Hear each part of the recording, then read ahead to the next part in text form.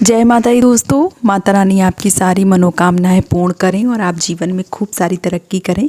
इसी के साथ आज का जो वीडियो है वो मैं शुरू कर रही हूँ। दोस्तों आज के वीडियो में मैं बात करने वाली हूँ शुक्र तारा जो है वो कब से अस्त हो रहा है और कब उदय होगा। साथ ही साथ शुक्र ग्रह के साथ ही जो गुरु हैं वो भी अस्त हो रहे हैं। दोनों की जानकारी जो है वो मैं आप सबको इस वीडियो में देने वाली हूँ। साथ ही साथ इस वीडियो में ये भी बताने वाली हूँ कि कौन कौन से शुभ कार्य जो है वो बंद हो जाते हैं और क्यों बंद हो जाते हैं। इन दिनों कोई कार्य जो है वो करना उचित रहता है या नहीं रहता है, आज के वीडियो में संपूर्ण जानकारी जो है वो देने वाली हूँ। तो चलिए शुरू करते हैं आज का वीडियो। ज्योतिष शास्त्र में शुक्र और बृहस्पति ग्रह को तारा माना गया है। शुभ और मांगलिक कार्य करने से पहले शुक्र और गुरु के तारे का उदित स्वरूप जो है वो जरूर देखना चाहिए, विचार करना चाहिए। उसके बाद ही कोई भी शुभ कार्य की शुरुआत जो है वो करना चाहिए, क्योंकि जब शुक्र ग्रह अस्त होते हैं तो कोई भी शुभ कार्य नहीं किया जाता है।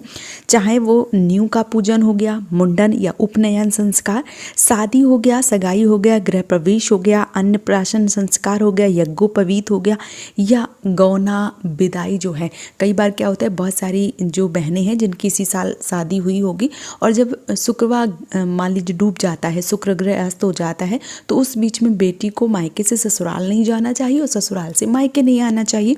तो जो भी शुभ या मांगलिक कार्य हैं उन पर पूरी तरह से जो विराम है वो लग जाता है। अच्छा, जो शुक्र ग्रह है वो कब डूबता है, कैसे डूबता है, तो सौर मंडल के जो 9 ग्रह हैं उनमें शुक्र का विशेष महत्व बताया गया है।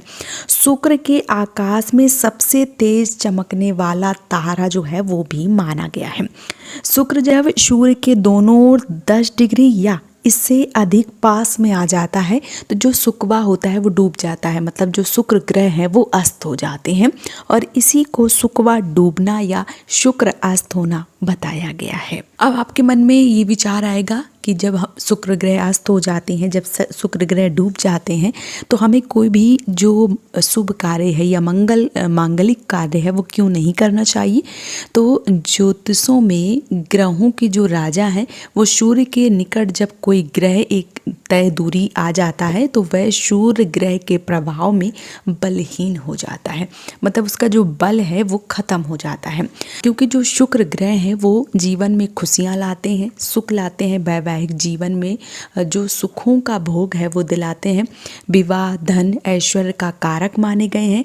ऐसे में जब शुक्र ग्रह अस्त हो जाते हैं तो किसी भी मांगलिक कार्य को जब हम करते हैं तो उसमें सफलता नहीं मिलती है, क्योंकि शुक्र अस्त अवस्था में कुपित हो जाते हैं, जिससे व्यक्ति को किसी भी तरीके के शुभ फलों की प्राप्ति नहीं होती है।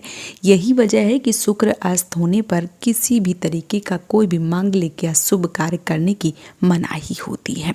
तो कोई भी शुभ कार्य जो है वो नहीं करना चाहिए, जैसे विवाह हो गया, गृह प्रवेश हो गया, बावड़ी हो गया, गृह भवन का निर्माण हो गया, कुआं की खुदाई हो गई, तालाब की खुदाई हो गई, या किसी भी तरीके का कोई भी आप बाग बना रहे हैं या किसी भी व्रत का प्रारंभ कर रहे हैं, उद्यापन कर रहे हैं या उपकर्म संस्कार कर रहे हैं, नई बहू का गृह प्रवेश करवा रहे हैं या देवस्थान पर जा रहे हैं, दीक्षा दे रहे हैं, या जो बालों का मुंडन है बच्चों का वो करवा रहे हैं, तो ये सारे कार्य जो हैं वो वर्जित बताए गए हैं। किसी भी तरीके का कोई नया कार्य जो है वो शुरू नहीं करना चाहिए, क्योंकि ऐसा माना जाता है कि जब इन दिनों में जब शुक्र ग्रह अस्त होते हैं या शुक्र डूबे होते हैं तब किसी भी प्रकार का कोई अगर हम कार्य करते हैं तो उसमें सफलता नहीं मिलती है। इसलिए मतलब मोटी मोटी भाषा में समझाऊं तो किसी भी कार्य को अगर शुभ या मांगलिक कार्य किया जाए इन दिनों में तो उसमें सफलता जो है वो नहीं मिलती है, इसलिए ये कार्य जो है वो नहीं किए जाते हैं। अब आपके मन में ये भी आएगा कि जो शुक्र ग्रह हैं वो कौन है। तो जो शुक्र ग्रह हैं वो शुक्राचार्य जी हैं, मतलब दैत्यों के गुरु शुक्राचार्य हैं, और देवताओं के जो गुरु हैं, जो देव गुरु बृहस्पति हैं, वो बताए गए हैं। ऐसे में जो शुक्र अस्त हो जाते हैं या तारा डूब जाता है, लोप हो जाता है, तो इसमें कोई भी शुभ कार्य करने की मनाही बताई गई है। अब ये कब डूब रहे हैं और कितने दिनों के लिए डूब रहे हैं, क्योंकि इन दिनों में कोई भी किसी भी तरीके का विवाह जो है वो नहीं होता है, या जो भी मांगलिक शुभ कार्य हैं वो नहीं किए जाते हैं। तो ऐसे में जो शुक्र ग्रह हैं वो 68 दिनों के लिए डूब रहे हैं। अब कब से डूबेंगे, तो शुक्र ग्रह जो हैं वो 23 अप्रैल को दिन मंगलवार को चैत्र पूर्णिमा के दिन 2:18 पर जो दोपहर का समय है वो रहेगा, और ये पूर्व दिशा की तरफ डूब जाएंगे, अस्त हो जाएंगे। और इनका जो उदय है वो 30 जून को दिन रविवार को आषाढ़ कृष्ण पक्ष की 9वीं तिथि के दिन रात्रि को 9:43 पर जो है वो उदय होंगे। साथ ही साथ जो गुरु हैं वो भी अस्त हो रहे हैं, जैसे कि मैंने पहले बताया है। तो जो गुरु हैं वो 6 मई को दिन सोमवार को बैसाख कृष्ण पक्ष की त्रयोदशी तिथि को रात्रि को 3:48 पर जो है वो डूब रहे हैं, और 2 जून को दिन रविवार को ज्येष्ठ कृष्ण पक्ष की एकादशी तिथि को रात्रि को 12:01 पे जो है वो उदय हो रहे हैं। तो जो भी कार्य हैं वो आप पहले ही कर लें, मतलब आप 20 तारीख तक जो भी मुहूर्त हैं अप्रैल में वो बन रहे हैं, तो 20 तारीख तक जो भी आप शुभ कार्य करना चाहते हैं वो आप कर सकते हैं। 23 तारीख के बाद कोई भी आपको शुभ कार्य जो है वो नहीं करना है, भले ही वो बच्चे का मुंडन हो गया, भले ही वो न्यू का निर्माण हो गया, गृह प्रवेश हो गया, या आप मान लीजिए किसी भी तरीके का कोई भी दुकान का उद्घाटन कर रहे हैं, बच्चे का नामकरण संस्कार कर रहे हैं, या बच्चे का अन्नप्राशन संस्कार कर रहे हैं, तो ये सारे कार्य जो है वो वर्जित बताए गए हैं। इन दिनों में जो भी बहनें हैं जिनकी हाल ही में शादी हुई है वो अगर मायके जाना चाहती हैं या मायके से ससुराल जाना चाहती हैं तो 20 तारीख तक ही, या आप अपने पंडित जी से 20 तारीख 21 या 22 को जो भी मुहूर्त आ रहा है उस समय आपको आना है, जाना है, जो भी करना है वो आप कर सकते हैं। उसके बाद यानी कि 23 तारीख से संपूर्ण कार्य जो है वो बंद हो रहे हैं। तो 23 तारीख से आपको कोई भी शुभ कार्य जो है वो नहीं करने हैं। कब तक नहीं करने हैं? 30 जून तक नहीं करने हैं। 30 जून तक सारे कार्य जो हैं वो बंद रहने वाले हैं।